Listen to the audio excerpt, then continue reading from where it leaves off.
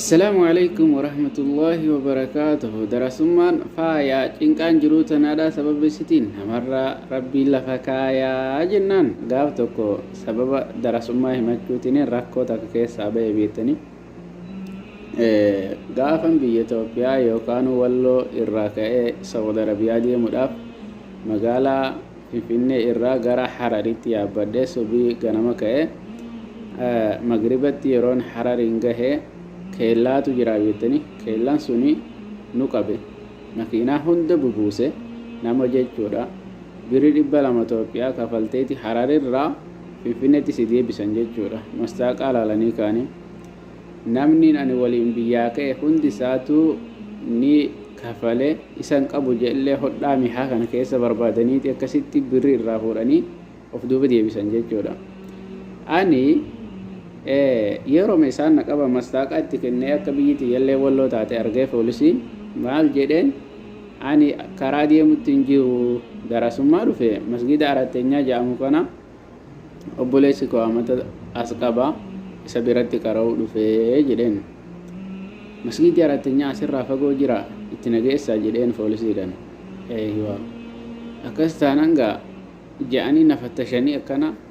birriin takkasuma jirti isillee waliin naqaqqabanii narraa fuudhan jee osoo hin eeguun narraan fuune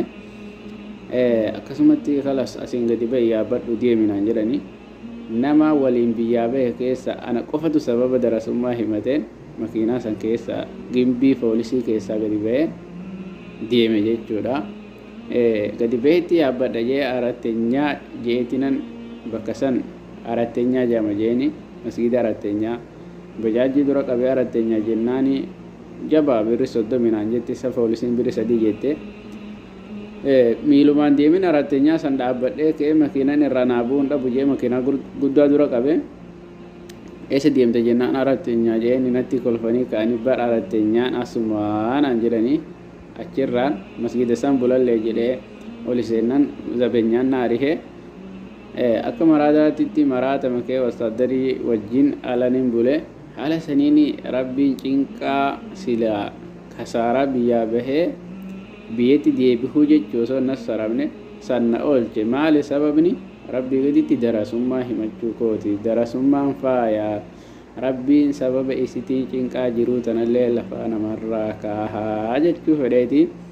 darasummaa himattanii himannaa qofatti nafina anallee warra afaaniin himatee najaatti bahee isii baqatu naan godhini ilmiin na haa faayuun jaa darasummaadhaan boonaa isiniin jedhaa darasummaan faaya wassalaamu alaikum warahmatullahi wabarakatuh